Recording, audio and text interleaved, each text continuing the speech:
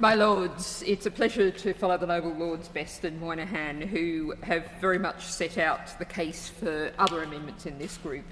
And it is really worth focusing on how we need to debate, consider and act on much more the parlous state of health in the UK and the very significant contribution that the built environment, our housing, our streets, the state of them, the way people are forced to live is having terrible impacts on people's health. And it's not the way I would do it, but if nothing else, think about the economic impacts of that ill health. Now, I'm going to focus only on the three amendments in this group to which I've tabled.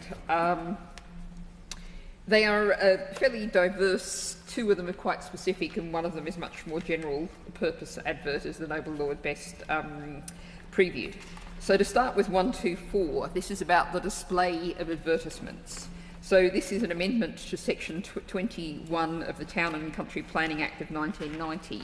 Currently it allows the regulation of public advertisements for amenity or public safety reasons. This adds in environmental impact and public health as reasons for which you can regulate advertising.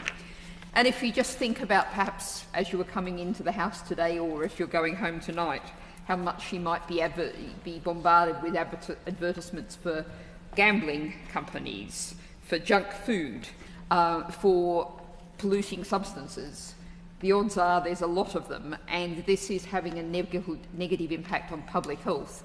There are many members of your Lordship's House focusing on how gambling, out-of-control gambling, is a public health issue in our country. Now, I pay tribute to inspiration for this amendment coming from the campaign group Ad Free Cities, which wants a complete ban on all outdoor corporate advertising. As one of their campaigners said, these ads are in a public space without any consultation about what's being shown on them. They cause light pollution, often they're digital these days, and they're ads for things that people can't afford or don't need. The fact is, of course, that advertising is designed to make you miserable and suggest you should spend some money to fix that misery. Now, this is not just dreaming up some new idea. If we go back to 2006, Sao Paulo, the largest city in the Southern Hemisphere, banned all outdoor advertising. Under their Clean City law, more than 15,000 billboards were removed, plus 300,000 store signs considered too large. Grenoble in 2014 said we're not going to have digital advertising. In fact, we're going to take that advertising off our streets altogether. In Amsterdam, it banned adverts for petrol and diesel cars and air travel, something that we've also seen increasingly happening with local governments, with Bristol City Council, Norwich is exploring it, Sheffield, Edinburgh. These are protecting people, protecting the public spaces that people have to be in. Now, just thinking about the actual public health impacts of this, to quote Dr. Nathan Critchlow from the Institute for Social Marketing and Health at the University of Stirling, there is consistent evidence that exposure to marketing for unhealthy commodities, for example alcohol or food or drinks high in fat, sugar and salt, is associated with consumption, particularly among young people. This is being pushed to people and they are suffering, their health is suffering as a result. In fact, many people will be familiar with the Transport for London's ban on unhealthy food advertising, which a study found had prevented almost 100,000 obesity cases. We can think of the positives instead of just the negatives. What about if in those spaces we have community arts? One of the things that our cities, towns, villages really lack is more community arts, murals, local projects, or indeed let's have some more trees. Wouldn't that be nice? And it is worth saying also that this is very much a public health issue. Again, Outdoor City and Free Cities found that 4 in 5 outdoor billboard advertisements are in the poorest half of England and Wales. These are actually increasing inequality. So something different there. Moving on to Amendment 132, I'll do these in order for ease. This is something very different. And your Lordship's House is used to debating purpose clauses. Very often when we start with the start of the bill, someone puts an amendment down for a purpose clause at the start of the bill. Well, this is about planning functions, all planning functions. What is the purpose of planning? What are we trying to achieve? We have a lot of piecemeal provision in different legislation in different places, but why not say as an overarching principle what is planning for? Now, this is an amendment that I've picked up from my honourable friend Ellie Chowns in the other place. It was also backed by the other Green MPs there. And this is a way of saying what is planning for. This is our attempt at it, and I'm very happy to debate the detail, to manage the development and use of land in the long-term public interest. And the way that's spelt out a bit more, it's addressing the long-term common good and well-being for current and future generations. Now, that phrase, future generations, is a term that many noble lords will possibly recall from a private member's bill the noble Lord, Lord Bird, brought forward, I've forgotten how many sessions back, copying the model of the Future Generations Act in Wales.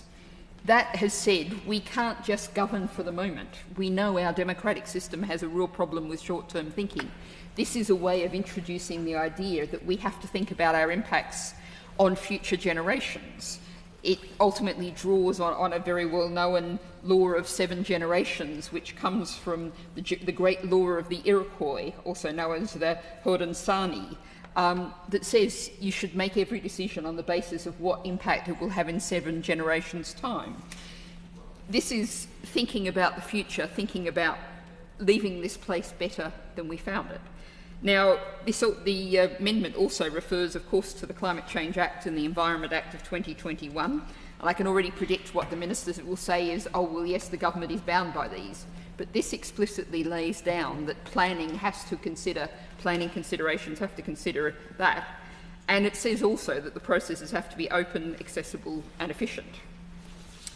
So I come finally to Amendment 227, which brings me on to ground that your Lordship's House has heard me on many times, and indeed I'll cross-reference amendments that I and the noble lady Baroness Boycott and others brought to the Children's Wellbeing in Schools Bill about school uniforms and the concern about the poisons, the threats to health contained within school uniforms.